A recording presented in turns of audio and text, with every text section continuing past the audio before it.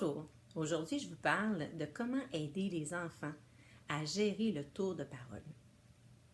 Pour les enfants d'âge préscolaire et même pour les enfants d'âge scolaire, attendre son tour dans une conversation, c'est un gros apprentissage. Ne pas répondre aux questions quand c'est pas notre tour, c'est quelque chose qui est très difficile pour les enfants en bas âge. Souvent, ça part d'une bonne intention.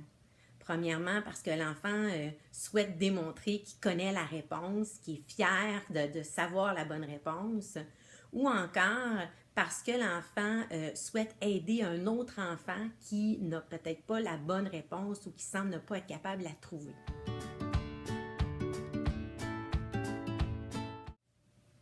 Le tour de parole est une règle sociale importante à stimuler chez les enfants.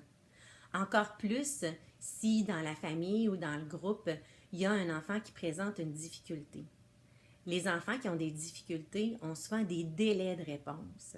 Et si les autres enfants tentent ou répondent plus vite que lui ou répondent avant lui ou à sa place, l'enfant qui a une difficulté ne peut pas démontrer ses capacités parce qu'il n'a jamais le temps de réussir à aller chercher la réponse que peut-être il avait, mais qu'il avait eu un délai à aller chercher. Si les autres enfants répondent trop vite ou souvent à la place de l'enfant qui a des difficultés, ça peut entraîner un sentiment d'échec chez l'enfant. Il va perdre confiance en sa capacité de bien répondre quand c'est son tour et à la longue, il peut se mettre à parler de moins en moins. Et ça, c'est pas ce qu'on souhaite chez nos petits-enfants qui ont des difficultés. Mais comment on fait ça, stimuler le tour de parole chez les jeunes enfants? Je vais vous proposer d'utiliser du visuel pour aider les enfants à se rappeler la consigne d'attendre son tour. Dans les choses qu'on peut utiliser, il y a un micro qu'on pourrait utiliser qui va signifier, qui va montrer à qui c'est le tour de parler. On peut aussi utiliser un bâton de la parole, une baguette magique de la parole. On pourrait utiliser un objet qu'on place devant les enfants, un petit personnage. On peut aussi avoir une cape de super-héros, par exemple, qu'on va placer sur les épaules de l'enfant à qui c'est le tour de parler. L'idée, c'est d'avoir un objet qui va rester en place et qui va aider les enfants à se rappeler, à ne pas oublier la consigne que je dois attendre.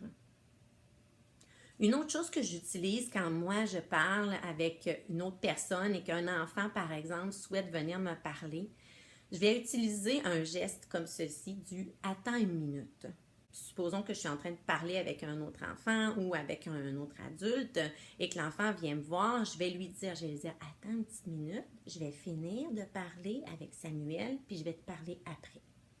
Et là, je vais continuer ma conversation avec l'autre personne en laissant mon doigt présent. Le fait de laisser ma main comme ça, mon geste présent, va aider l'enfant à se rappeler de la consigne pour pas qu'il oublie qu'il doit attendre et pour pas qu'il me coupe à répétition. Mais aussi, si on est très honnête, comme adulte, des fois, on dit à l'enfant d'attendre puis on oublie qu'il voulait nous parler. Alors, le fait de laisser mon doigt là, en présence de l'enfant, va aussi, moi, m'aider comme adulte à ne pas oublier de revenir à l'enfant qui voulait me parler. C'est sûr que c'est un apprentissage qui doit se faire graduellement. Alors, au début, les premières fois que je vais utiliser mon petit doigt comme ça ou que je vais utiliser un objet pour signifier le tour de rôle, ça va être important que ça ne soit pas trop long et que l'enfant, dans le fond, les enfants aient à attendre un petit peu, mais que le tour leur revienne plus rapidement. Et graduellement, on va allonger le temps d'attente avant de répondre ou avant de changer le tour de parole à un autre enfant. Si vous voulez parler ou amener le sujet avec les enfants, il y a un livre qui a été publié aux éditions Passe-Temps qui s'appelle « Pimpon, pimpon, patienton ». Ce livre-là, c'est l'histoire justement d'un enfant qui répond toujours à la place des autres ou qui n'attend pas son tour et toutes les réactions que ça suscite chez les autres enfants aussi.